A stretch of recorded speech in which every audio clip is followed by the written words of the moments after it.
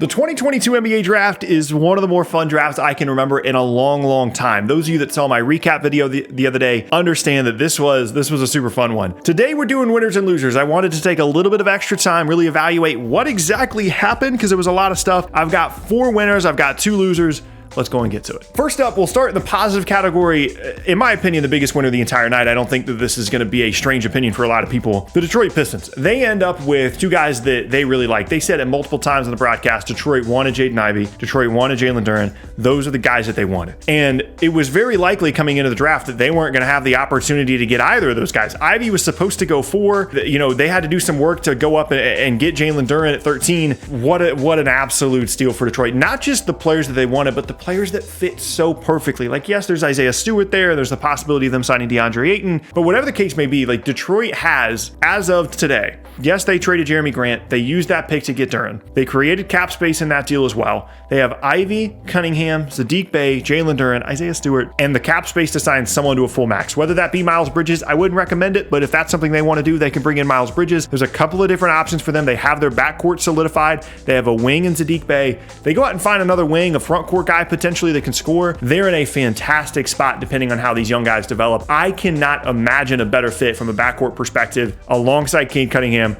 than Jaden Ivey. Cade can take on more of the scoring responsibility if Ivey struggles in the beginning of his career. They work both on and off the ball. They both seem like unselfish guys that really just want to learn how to grow together. I'm so excited to see this team play in Summer League, see them play next season. Detroit is on the rise, and honestly, that's a really exciting thing to say. Speaking of Jaden Ivey, I couldn't go any further in this video without talking about what, in my opinion, is the biggest loser in the draft, the Sacramento Kings. And this doesn't really have anything to do with the player that they selected. Keegan Murray could ultimately be a really, really good player. He's a wing. It's someone that they needed. Here's the problem, though. It's about value, right? Everything that we talk about in terms of winners and losers is about value. Who are you getting? Where are you getting them? And what kind of moves are you making from a trade perspective? What kind of value are you getting back? There is no situation, in my opinion, where Sacramento should have left that draft without Jaden Ivey or without a solid trade for the 4th pick in the draft. Even if they love Keegan Murray, even if they thought that he was the 3rd best player in the class, everybody else in the league thought that Jaden Ivey, at the time you had your selection, was the best player available by a significant margin. And we saw later on in the lottery, Oklahoma City being willing to trade 3 future first-round picks for the 11th pick in the draft. So I understand you're Sacramento and you want to get a building block player. You're trying to make the playoffs. I understand that. But value is the name of the game here. And the fact that you could have traded back, you could have gotten multiple firsts, you could have gotten a top 10 pick in this draft and an extra first. You need multiple guys. You're not a player away. Even if you were a player away, the guy to pick here would have been Jaden Ivey, certainly from a potential and an upside standpoint. Not to mention the fact that this is all compounded by the Tyrese Halliburton trade and the Sabonis trade and just so many things. From the moment this happened and they stayed where they were and not only took a lesser prospect, in my opinion, Keegan Murray, but also didn't get trade value in exchange for the 4th pick in the draft is just... Like, it's Sacramento, so it makes sense, but it's unfathomable that is how they played this selection. Next up now is Oklahoma City. I have them in the winners category, not just because of Chet, not just because of getting 3 picks in the top 12, but because we saw some aggressiveness for what feels like the first time since they started this rebuild. They started acquiring all these tons and tons and tons of future first-round picks. They cashed in on them. They went all the way up to the 11th pick in the draft. And at the time I was watching it live, I was like, okay, they moved up 1 pick. That's fine. No, they kept 12, traded 3 future firsts for the 11th pick in the draft because the Knicks want to save money. They want to shed salary. They don't want $4.5 million on their payroll in the form of the 11th pick in the draft. And they go up and they get Jang, they get Williams, they get Chet Holmgren, and it is just an unbelievable night to be an Oklahoma City Thunder fan. I personally love Chet a lot. And there was a lot of people that felt like Jabari should have gone second once he slipped. I honestly don't really care about that. I've said it multiple times. Close your eyes, pick one of the guys in the top 3, and you have an equal chance of any one of them ending up being really, really good.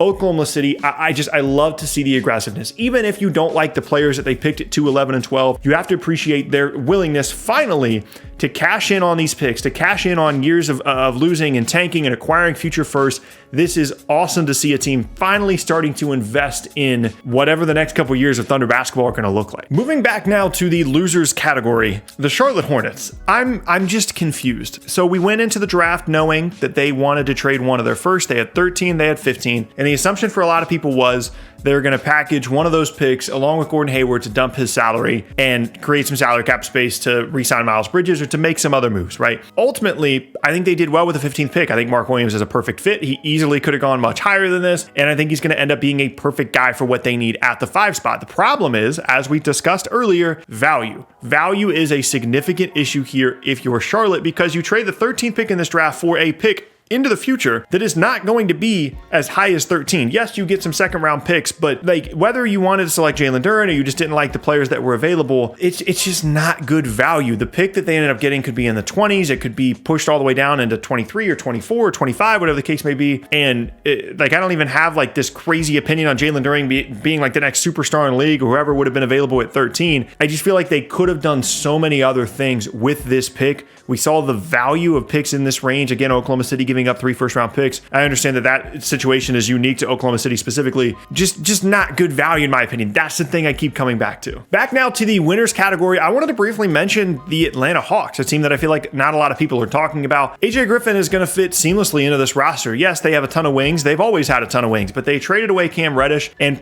added another Duke wing here. I think Griffin is someone that is going to help them guard. He's going to help them shoot. Fits really well within this roster. And again, opens up some more flexibility for them. And the fact they didn't have to move, the fact that they could sit there at 16 and get a guy that fits perfectly in their roster is fantastic. And then last up in the winner section, I have to mention Orlando, because with all the craziness of this draft and all the different things happening and all the trades, we've lost sight of the first kind of big move of the night. And that was Orlando going with Paolo Banchero first overall. And I think that you're going to see over the next couple of weeks some negative stuff about Paolo and about why Orlando decided to go first overall, because naturally people look at these mock drafts and they look at them so long that if the guy that you think should go first doesn't go first, people start to freak out and say, this guy was supposed to go third. Why all of a sudden is he the first pick in the draft? When really it was a coin flip between these 3 guys. And I think right now, Paolo's actually a really cool fit in Orlando. Like, yes, Jabari could have been a nice complimentary option, and he's someone that was like his ability to be a really good NBA player is way easier than any of the other 2 guys, in my opinion. The floor is the highest with him, and he also has a great ceiling. But in terms, like,